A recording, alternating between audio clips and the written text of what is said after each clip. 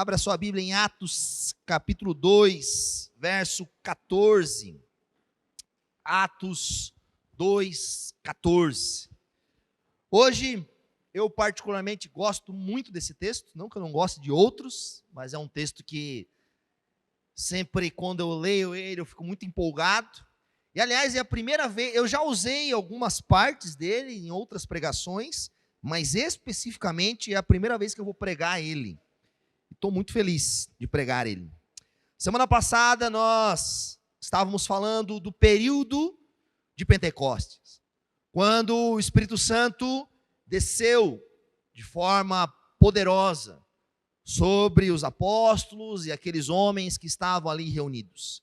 Então eles saíram, começaram a falar em outras línguas, e aquilo, imagina, vamos pensar, nós naquela ocasião, nós em Jerusalém, uma grande quantidade de pessoas reunidas, e aquilo chamou atenção, aquilo foi espantoso, aquilo, as pessoas ficaram atônitas, perplexas. Várias pessoas se reuniram ali para saber o que estava acontecendo, para entender o que estava acontecendo. Como assim? Nós os ouvimos falar em nossa própria língua materna. Pessoas de várias regiões do mundo lá. O texto que nós estudamos na semana passada se encerra dizendo que alguns, todavia, zombavam deles e diziam: eles beberam vinho demais. E agora, a partir do verso 14, se levanta um homem, Pedro, o apóstolo. Pedro que alguns dias antes, havia dito para muitas pessoas que ele não conhecia Jesus. Enquanto ele estava lá próximo, onde eles estavam julgando Jesus, e uma serva perguntou a ele, ele falou: não conheço, jamais, não tenho parte, não conheço. Pedro que havia cortado a orelha de um homem, Pedro que em algumas vezes se demonstrava como alguém inseguro: para trás de mim, Senhor, não sou digno, não quero andar com você. Não tenho. Pedro que por vezes aparentava não ter nenhum desejo de ser um apóstolo. Pedro que falava sobre si mesmo, por vezes de forma equivocada, ao ponto de Jesus exortá-lo: para trás de mim, Satanás, você só pensa nas coisas do homem e não nas coisas de Deus.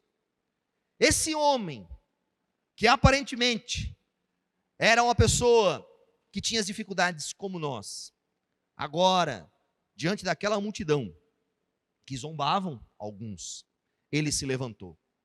E esse é o texto que nós vamos ler, Atos 2, 14, diz assim para nós: então Pedro levantou-se com os 11, e em alta voz dirigiu-se à multidão: homens da Judéia e todos os que vivem em Jerusalém, deixem-me explicar isto. Ouçam com atenção. Esses homens não estão bêbados, como vocês supõem. Ainda são 9 horas da manhã. Ao contrário, isto é o que foi predito pelo profeta Joel. Nos últimos dias, diz Deus, derramarei do meu espírito sobre todos os povos. Os seus filhos e as suas filhas profetizarão. Os jovens terão visões, os velhos terão sonhos. Sobre os meus servos e as minhas servas derramarei do meu espírito naqueles dias, e eles profetizarão. Mostrarei maravilhas em cima no céu e sinais embaixo na terra: sangue, fogo e nuvens de fumaça. O sol se tornará em trevas e a lua em sangue, antes que venha o grande e glorioso dia do Senhor. E todo aquele que invocar o nome do Senhor será salvo.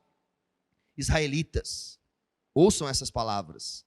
Jesus de Nazaré foi aprovado por Deus diante de vocês, por meio de milagres, maravilhas e sinais que Deus fez entre vocês, por intermédio dele. Como vocês mesmos sabem, este homem lhes foi entregue por propósito determinado e pré-conhecimento de Deus, e vocês, com a ajuda de homens perversos, o mataram, pregando na cruz, mas Deus o ressuscitou dos mortos, rompendo os laços da morte, porque era impossível que a morte o retivesse.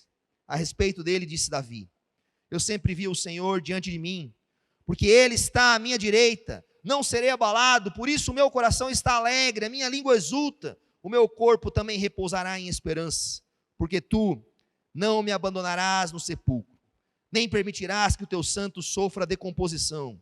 Tu me fizeste conhecer os caminhos da vida, e me encheras de alegria na tua presença. Irmãos, posso dizer-lhes com franqueza, que o patriarca Davi morreu, e foi sepultado, e o seu túmulo está entre nós até os dias de hoje, mas ele era profeta, e sabia que Deus lhe prometera sob juramento, que colocaria um dos seus descendentes em seu trono. Prevendo isso, falou da ressurreição do Cristo, que não foi abandonado no sepulcro, e cujo corpo não sofreu decomposição. Deus ressuscitou este Jesus, e todos nós somos testemunhas desse fato. Exaltado à direita de Deus, ele recebeu do Pai o Espírito Santo prometido, e derramou o que vocês agora veem e ouvem. Pois Davi não subiu aos céus, mas ele mesmo declarou: o Senhor disse ao meu Senhor: senta-te à minha direita, até que eu ponha os teus inimigos como estrado para os teus pés. Portanto, que todo Israel fique certo disto: este Jesus a quem vocês crucificaram, Deus o fez Senhor e Cristo. Quando ouviram isso, ficaram aflitos em seu coração e perguntaram a Pedro e aos outros apóstolos: irmãos, o que faremos? Feche teus olhos no seu lugar, vamos orar. Ó Deus, obrigado por essa noite, obrigado por esse tempo juntos. Fala aos nossos corações, ministra-nos, Pai, com o teu Espírito Santo. Nos ajuda a, como esses homens, reconhecer o teu Filho como Rei, como Messias e como Salvador. Para a tua honra e para a tua glória que nós oramos, no nome santo de Jesus. Amém e amém. Vamos lá, vamos retornar à introdução. Como que Pedro, um homem que havia negado Jesus, que aparentava ter algumas limitações, se levanta diante de uma multidão, em alta voz, proclamando, falando, chamando o povo a lembrarem o que Jesus era. Como? Duas coisas. Primeiro, ele foi capacitado pelo Espírito Santo. Pedro havia sido ungido. O Espírito Santo derramado sobre ele trouxe poder. O dom do Espírito Santo o capacitou a falar sobre as Escrituras. Mas Pedro havia entendido que a partir da morte e da ressurreição de Cristo, Deus havia feito alguma coisa por ele, havia feito alguma coisa na vida dele. Aquela morte e a ressurreição de Cristo estavam fazendo sentido para ele. E agora, Pedro, que havia recebido revelação, entendimento do que Deus tinha feito por ele, estava anunciando a todos o que Deus faria por todo mundo. Pedro estava apenas transmitindo, testemunhando, pregando, professando aquilo que ele estava vivenciando.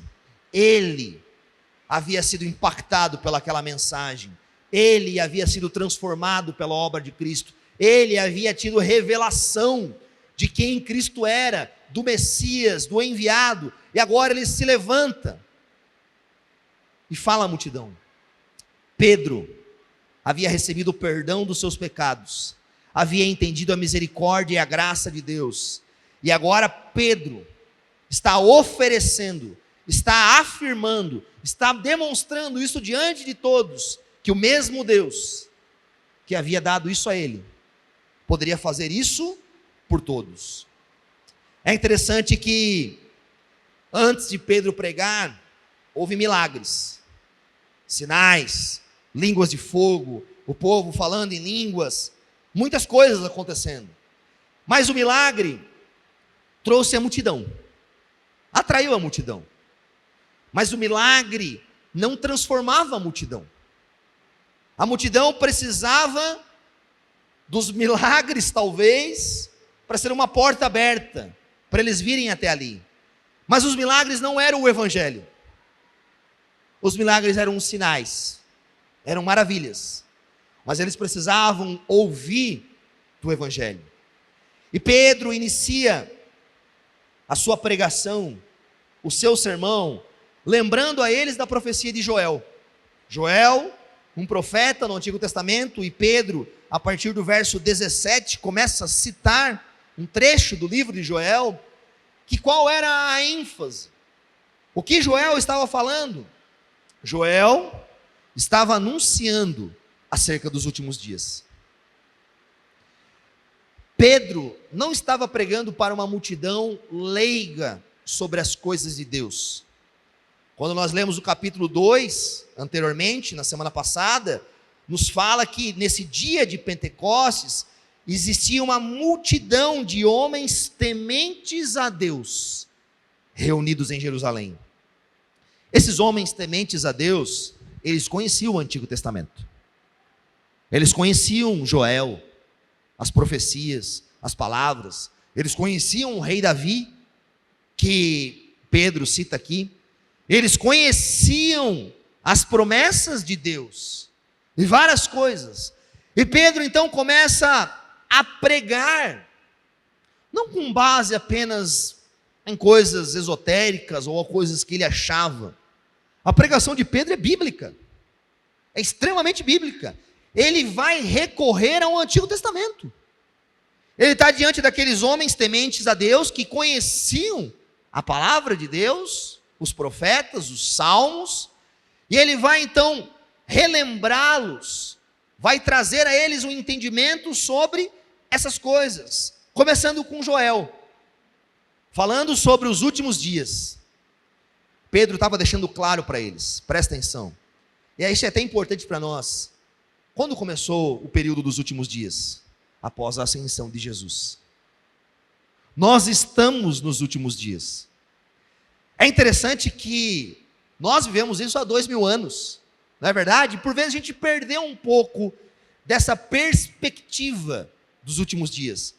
Mas para Pedro, quando ele está entendendo a profecia de Joel e compreendendo isso, meu irmão, ficava muito claro para eles. Aliás, os apóstolos viveram sobre essa perspectiva momentânea, que para eles Jesus provavelmente estava querendo voltar a qualquer momento. Isso traz a ele coragem, ousadia, lembrando que era chegado os últimos dias.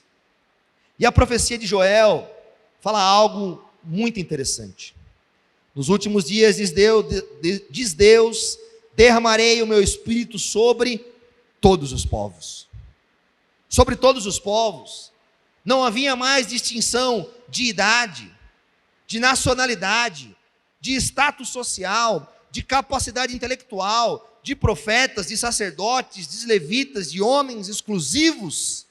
Não, a promessa do Senhor não era uma promessa sectária, era uma promessa para todos.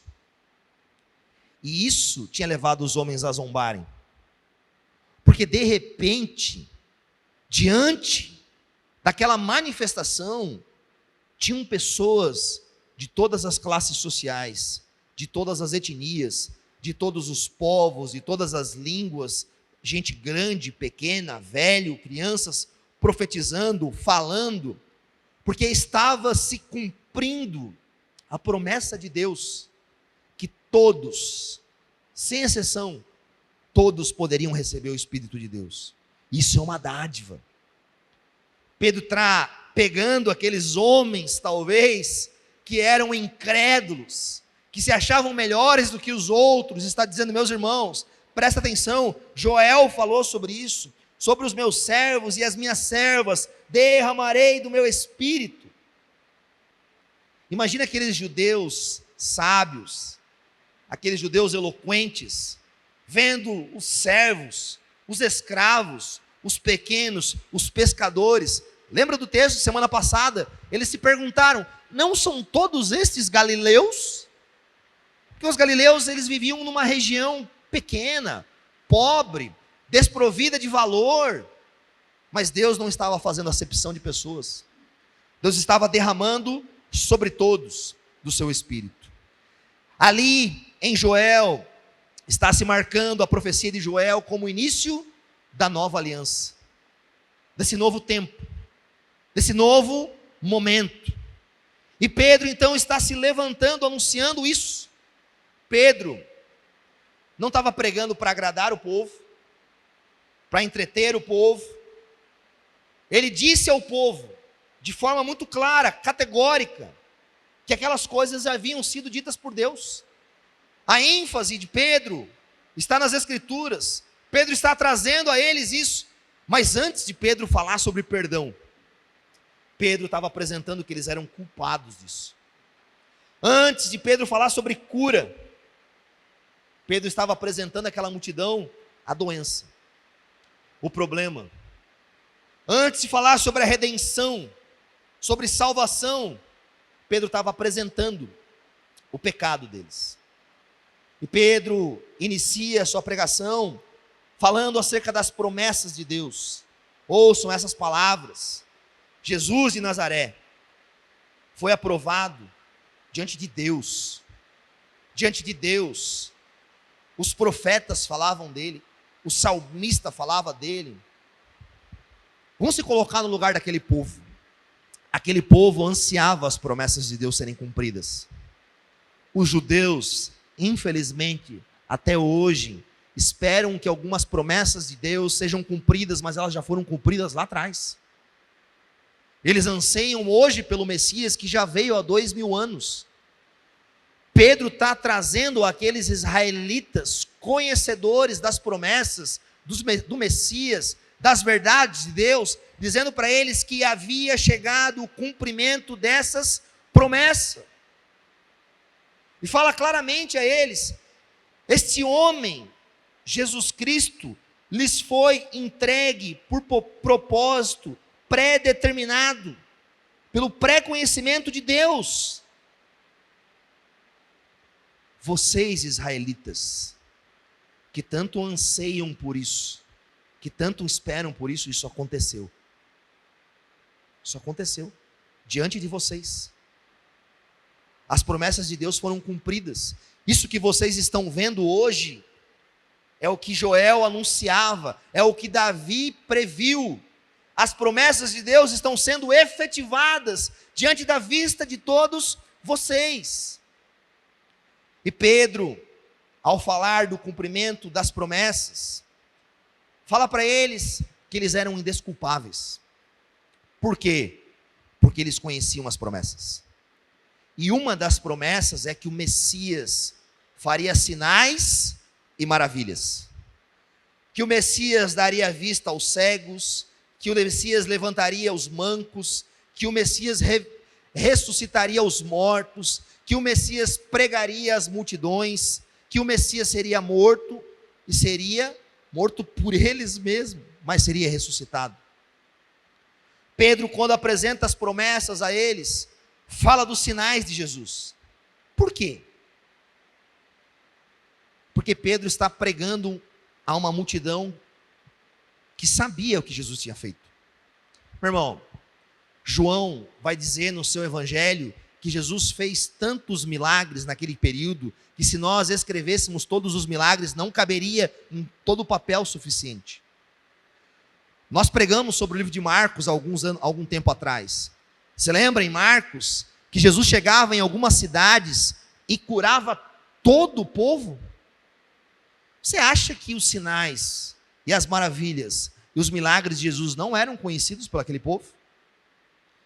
Vamos trazer para o nosso momento. Imagina que hoje, na nossa cidade, se levantasse alguém com um poder como Jesus, e fosse talvez no centro de Belo Horizonte, e curasse 50, 100 pessoas, que desse vista aos cegos, que levantasse os enfermos, que ressuscitasse alguém, qual de nós não ficaria sabendo disso?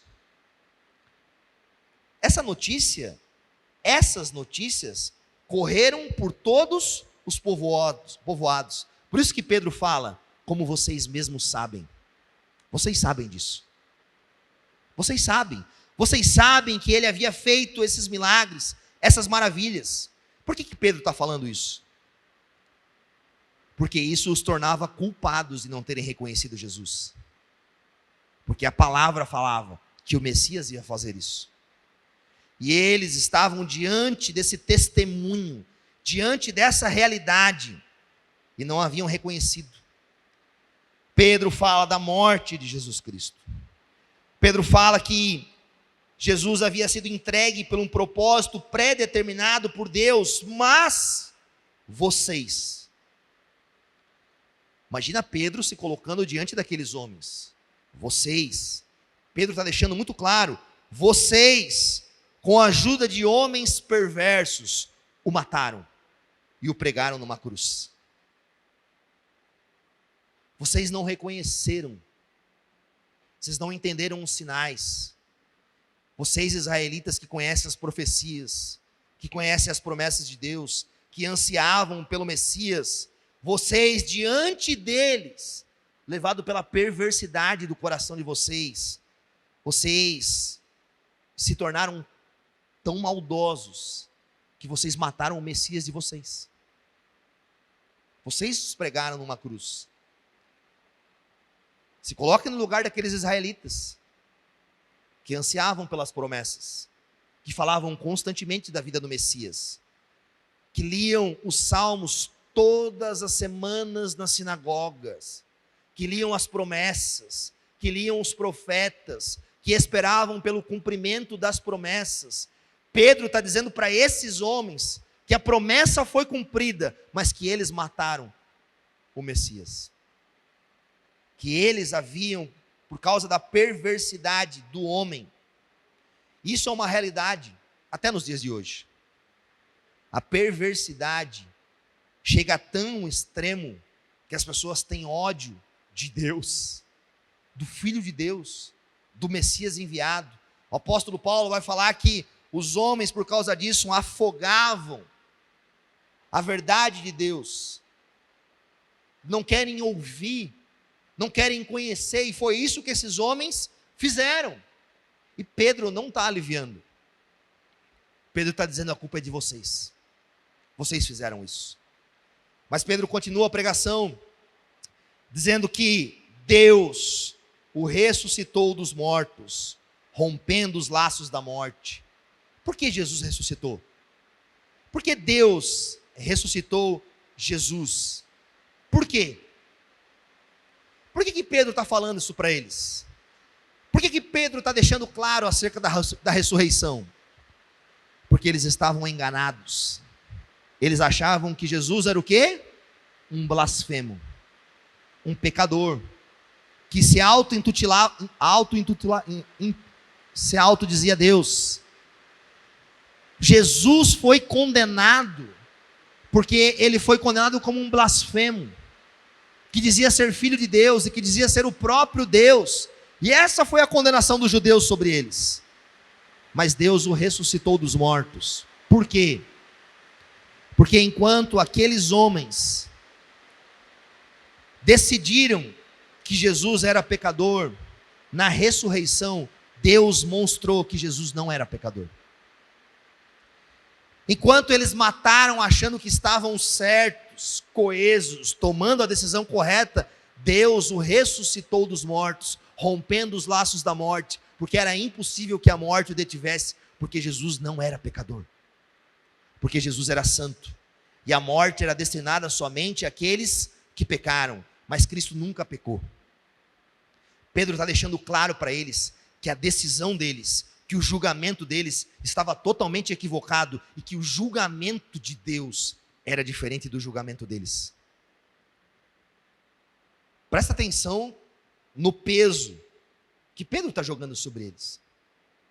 Pedro está deixando claramente para eles que Jesus havia sido aprovado por Deus. E o fato de ele ter sido aprovado por Deus era a ressurreição. Enquanto aqueles homens não tinham aprovado Jesus como Messias, Deus estava aprovando Jesus como Messias. Enquanto aqueles homens julgavam a obra de Jesus de forma maldosa, Deus aprovava a obra de Jesus. E a ressurreição era uma prova cabal de que Deus havia ressuscitado Jesus. E aí Pedro cita Salmos de Davi. A respeito disso, Davi viu o meu Senhor, e aí ele vai citar que Davi estava falando que o meu corpo não sofrerá decomposição. Aí Pedro fala assim: meus irmãos, o túmulo de Davi está aqui entre nós, a gente pode ali ver, o túmulo de Davi está ali, a gente sabe onde é que está. Aí Pedro fala: Davi não estava falando dele, Davi estava falando desse que ressuscitou, que vocês sabem que o túmulo está vazio.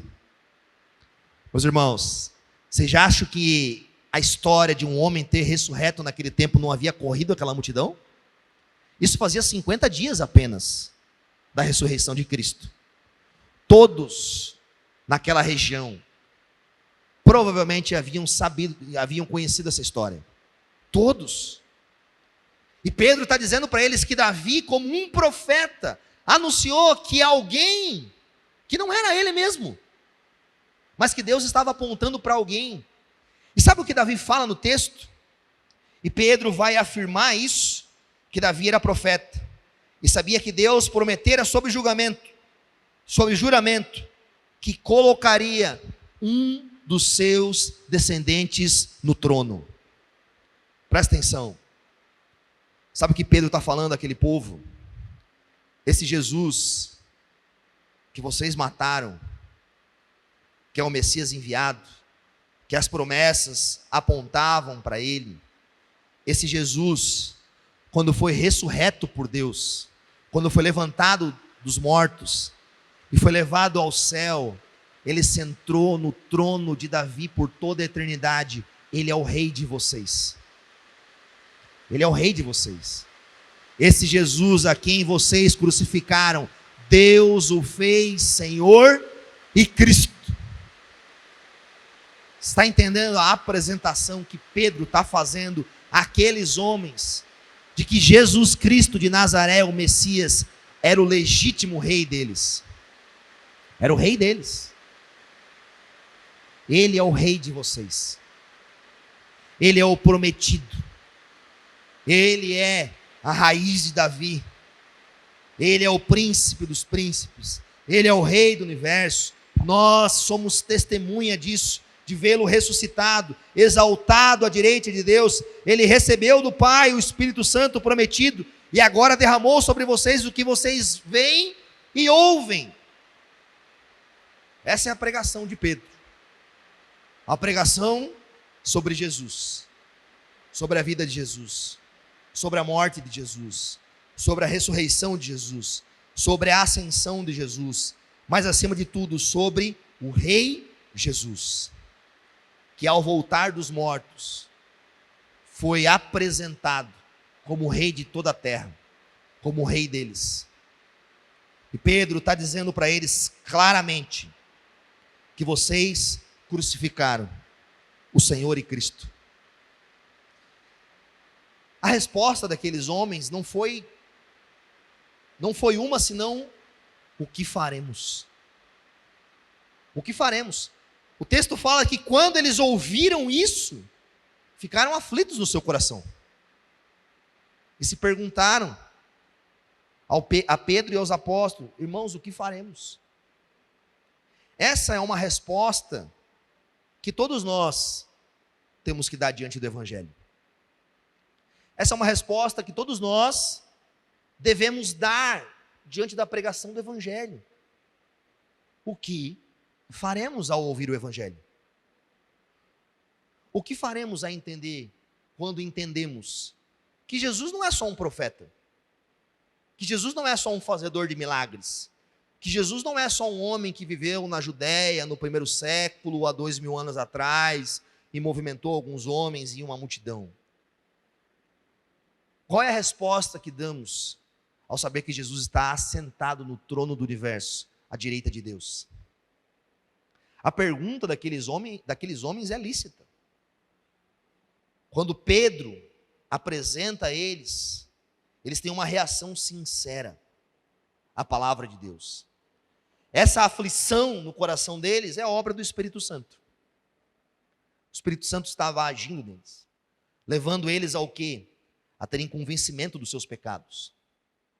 Mas o Espírito Santo não apenas levou eles a terem convicção e convencimento dos seus pecados, levou eles a uma atitude, a uma pergunta: o que faremos? Sabe por que eles se perguntaram isso? Porque a pergunta deles é lícita. Pois se realmente era verdade aquilo, e eles estavam entendendo que Jesus era o rei, que era o prometido, que as promessas estavam sendo cumpridas nele, que ele era o Messias, que ele era o rei, todos eles eram culpados de traição contra o rei. Todos eles tinham se voltado contra o rei, se voltado contra o Senhor, se voltado contra o enviado de Deus, se voltado contra aquele que estava no trono. Meu irmão, insujeição contra os reis e contra os imperadores do primeiro século não era brincadeira. Hoje, enfim, a gente vive numa sociedade muito perversa, que usa da sua fala de forma muito indigna e equivocada em muitas vezes, mas no primeiro século não tinha muita brincadeira disso. Você se levantar e trair um rei, falar algo ou não reconhecê-lo como autoridade, como Senhor, como Quírios, era morte. Os discípulos foram mortos por causa disso, porque eles não reconheciam César mais como Quírios. Batizei a Bíblia aqui. Deixa aqui. Eles não reconheciam Jesus como Quírios, César como Quírios. E essa insurreição no primeiro século era o quê? Era um caminho para a morte. O que faremos? Nós nos voltamos contra o rei. Como que nós vamos reagir diante disso? Como nós vamos nos comportar diante disso? E aqui, a partir do verso 38, você pode abrir na sua Bíblia, Pedro responde a eles. Pedro orienta eles. Pedro fala àqueles homens o que eles devem fazer. O texto diz assim para nós: Pedro respondeu: arrependam-se, e cada um de vocês seja batizado em nome de Jesus Cristo, para perdão dos seus pecados, e receberão o dom do Espírito Santo. Pois a promessa é para vocês, para os filhos e para todos os que estão longe, e para todos quanto o Senhor, o nosso Deus, chamar. Com muitas outras palavras os advertia e insistia com eles: salvem-se desta geração corrompida. Os que aceitaram a mensagem foram batizados, e naquele dia houve um acréscimo de 3.000 pessoas. Qual é a resposta que você tem que dar diante do Evangelho? Arrependam-se, e cada um de vocês seja batizado em nome de Jesus Cristo. Do que aqueles homens tinham que se arrepender? O que é arrependimento? Sabe por quê? Não estou dizendo que a gente tem um entendimento equivocado acerca do arrependimento. A gente tem um entendimento coeso. Se eu perguntar para cada um de vocês, muitos de nós vai dizer claramente o que é arrependimento. Arrependimento é uma mudança de atitude interior, é metanoia, eu mudar de mente, eu dar meia volta. Ok, é isso. Mas do que aqueles homens tinham que se arrepender? Só dos seus pecados? Qual é a ênfase do arrependimento bíblico? Qual é a direção clara? Por que aqueles israelitas não tinham reconhecido Jesus como rei deles, como Senhor deles, como Salvador deles, como Messias deles? O arrependimento genuíno está ligado intimamente a eu me render ao Senhor Jesus Cristo, a eu deixar de ser o dono da minha vida, o Senhor da minha vida, aquele que manda e desmanda e sabe de todas as coisas, e eu reconhecer que há um rei sobre mim, que há um Senhor sobre mim. A queda do homem em Gênesis retrata que o homem desejou ser como Deus. Essa era a tentação de Satanás. Vocês serão como Deus, conhecedores do bem e do mal, ou seja, vocês serão senhores de si mesmos. E esse é o retrato da humanidade. Nós queremos ser Deus.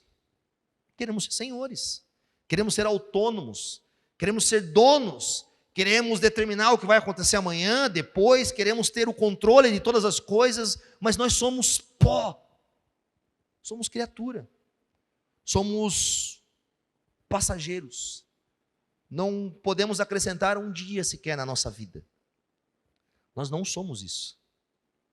E o maior engano da humanidade é achar que é aquilo que não é. Esse era o engano deles. O engano deles era achar que eles poderiam viver e ter uma vida para a vida eterna sem reconhecer quem Jesus era, sem reconhecer o senhorio de Jesus, sem reconhecer o Rei Jesus. O arrependimento genuíno que nós precisamos não é apenas uma mudança de atitude do pecado, que deve acontecer, mas é uma mudança de atitude do reinado no nosso coração. Nós devemos o receber como rei, não só como um amigo, não só como um consolador, não só como uma pessoa legal, que cuida da minha vida, que trata das minhas dificuldades, que eu peço socorro, não. Alguém como Senhor, alguém que é apresentado nas Escrituras, por exemplo, em Apocalipse, onde os anciãos estão se lançando sobre ele de joelhos, lançando as suas coroas diante dele. As suas coroas que representavam a virtude daqueles homens, o poder e a autoridade daqueles homens, colocados sobre eles, falar: isso aqui é teu. Se eu tenho alguma coisa, foi o Senhor que me concedeu. Se eu vivo hoje, se eu respiro, é por causa do Senhor. Se eu tenho um trabalho, se eu tenho uma casa, se eu tenho um cuidado, é porque o Senhor dos céus e da terra reina sobre a minha vida, governa a minha vida. Querendo eu ou não, gostando eu ou não, entendendo eu ou não, ou você acha que Jesus não reina sobre os incrédulos, sobre os ímpios? Você acha que Jesus não tem autonomia sobre o restante do mundo? Só sobre o seu povo? Meus irmãos, Jesus é rei sobre todo mundo. Mas alguns reconhecem o seu reino e se sujeitam. Outros estão na mesma condição desses homens aqui. Estão culpados de não reconhecer o reino dele. E um dia, quando ele retornar para tomar a posse do seu reino em plenitude, esses homens que em vida não se sujeitaram ao governo e o reino dele, serão punidos. O medo daqueles homens é que eles seriam punidos, que a morte eterna chegaria para aqueles que não reconhecessem o Rei do universo. Pedro está chamando aqueles homens ao verdadeiro arrependimento. Por quê? Porque não há salvação sem arrependimento. Não há salvação. Ou tu acha que alguém vai entrar no céu sem se arrepender e sem reconhecer seus pecados? É loucura. Não há reino de Deus para quem não reconhece o Rei. Não há entrada no céu para quem não entende que é pecador. Você compreende? A chegada até o reino de Deus passa pelo um reconhecimento do meu pecado e da minha necessidade do Rei. Arrependimento na esfera do pecado é isso. É se voltar do meu governo, do meu reino, para o governo de Deus, para o reino dele. E mudar de atitude quanto aos meus pecados. E olhar para a minha vida ímpia, olhar para aquilo que eu fiz, e mudar a rota. Porque o arrependimento em relação ao pecado, presta atenção, é ódio contra o pecado. Parece pesado, mas é isso mesmo. Sabe, é olhar para o pecado como uma transgressão da lei de Deus e ter ódio daquilo. Falar: cara, eu não quero isso na minha vida. Não é isso que eu desejo. Não é essa prática que eu quero mais. Isso é uma obra de Deus em nós. Deus nos leva pelo novo nascimento, por sermos enxertados no corpo de Cristo, a amarmos a lei de Deus, a termos prazer na lei de Deus. Às vezes eu converso com alguns irmãos, ontem mesmo a gente estava aqui no encontro de homens, estava ouvindo ali testemunho, a própria pessoa que deu testemunho ontem aqui, como que isso é natural a uma nova natureza. Sabe, às vezes as pessoas não precisam ficar empurrando elas, olha, pare de fazer isso, pare de beber, pare de fazer tal coisa. Não que beber seja pecado, mas obviamente o vício da embriaguez. Mas os homens são convencidos e começam a odiar o pecado.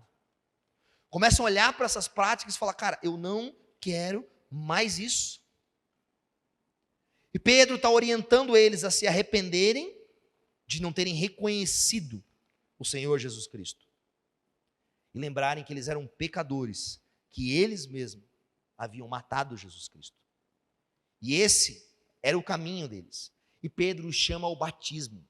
Arrependam-se e cada um de vocês seja batizado em nome de Jesus Cristo para perdão dos seus pecados. Presta atenção. Se batizar em nome de Jesus Cristo, naquele momento, e deve ser até hoje, obviamente, se batizar em Jesus Cristo, ali, vir publicamente e ser batizado em nome de Jesus Cristo, era se ligar intimamente a Jesus. Era identificar Jesus como Rei e Salvador, e agora eu vi diante de todas as pessoas, dos meus irmãos israelitas, se coloque no lugar daqueles israelitas. Era reconhecer que Jesus era Deus.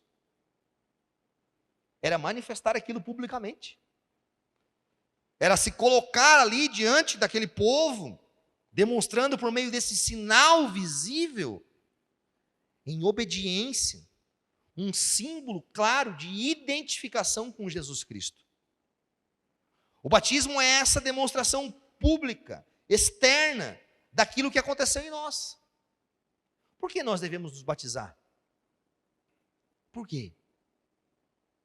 Nós devemos nos batizar com uma confissão, com uma demonstração, como um ato de fé e reconhecimento de quem é Jesus. Eu me identifico com Ele por meio do batismo. Muitas pessoas às vezes questionam, né? Ah, pastor, eu não estou pronto, não é o momento, não sei, não entendo. O que vem antes do batismo? Vamos olhar para o texto. O que vem antes do batismo? Reconhecimento de quem Jesus era e arrependimento. O batismo pressupõe reconhecer quem Jesus é e se arrepender. Isso é a credencial para quem deseja se batizar. Pastor, o batismo apresentava a salvação deles? Não. Não. O batismo apresentava que eles haviam sido salvos. Você entende? No batismo é uma imagem da salvação. É uma apresentação externa daquilo que aconteceu internamente. E Pedro, quando está citando os profetas, em especial Joel, no capítulo 2, verso 21, ele diz: e todo aquele que invocar o nome do Senhor será salvo. Todo aquele que invocar o nome do Senhor será salvo. Por quê?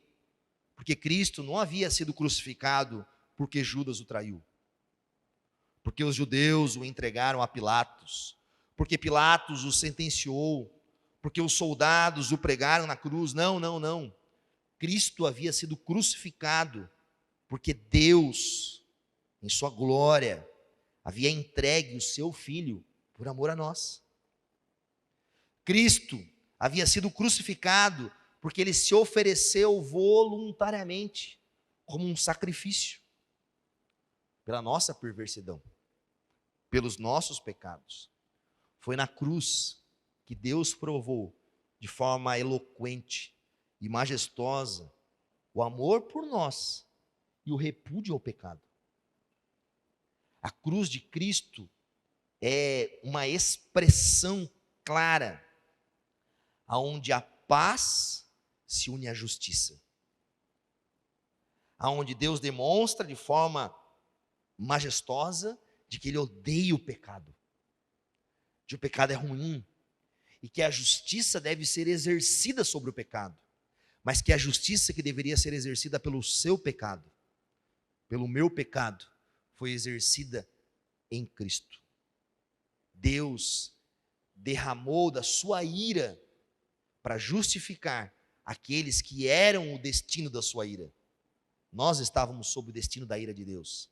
E Deus derramou do cálice da sua ira justa em Jesus.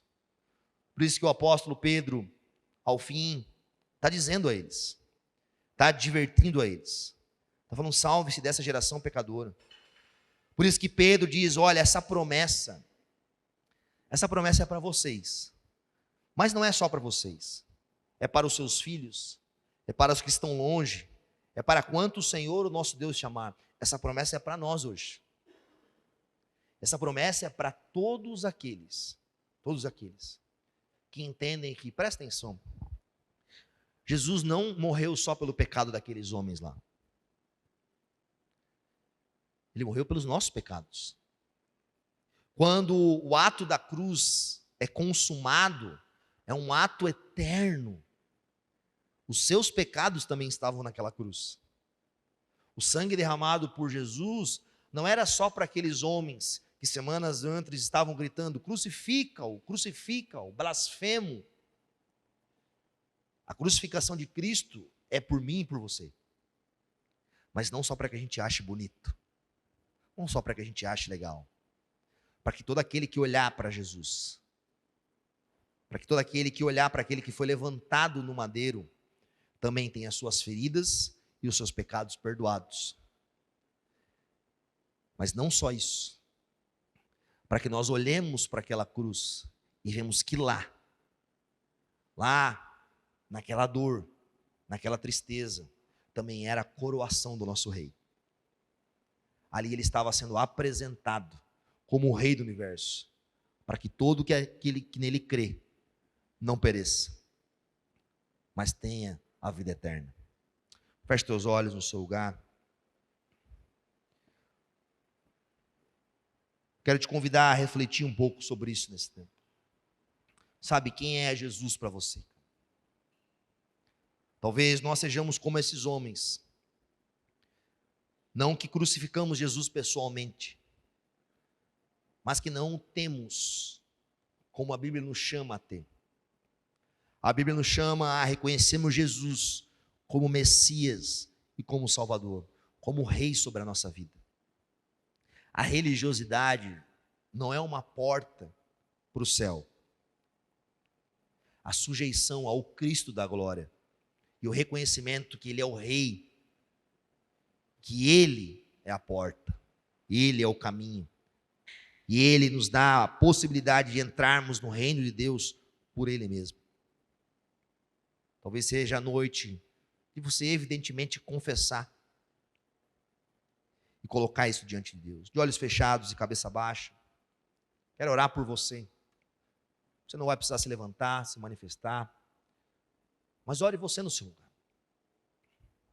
Ó Senhor, eu peço por aqueles irmãos que estão hoje aqui presentes, que ao ouvirem, Senhor, a pregação de Pedro, talvez reconhecem que o Senhor não é o Salvador deles, o Messias, o Rei.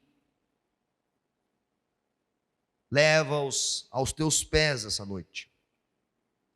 Espírito Santo de Deus, eu peço pela tua misericórdia, convença os homens e as mulheres aqui presentes do Filho de Deus, da obra de Jesus Cristo, convença-os dos seus pecados, mas acima de tudo levem-os ao arrependimento de que eles precisam do Rei, do soberano Senhor e Salvador. Salva-os dessa geração perversa e leva-os sujeitos ao teu reino, não só por hoje, mas por toda a vida, até o precioso encontro com você. Esse é o meu pedido e a minha oração no nome santo de Jesus. Amém e amém. Talvez você está começando a caminhar com Jesus, está reconhecendo, está entendendo. Meu irmão, nós vamos falar um pouco sobre isso na semana que vem. Aqueles homens que entenderam essa mensagem foram acrescentados na igreja, na vida do povo. Porque reconhecer Jesus como Rei, como Salvador, recebê-lo, é uma distinção muito boa. Mas também me acrescenta na família de Deus. Me leva a viver junto com esse povo. E me leva a praticar e exercer a vida da igreja. Semana que vem nós vamos falar um pouco sobre isso, sobre como agora aqueles homens, aqueles 3.000 homens, viveram a partir disso. Eu quero te convidar a estar aqui conosco.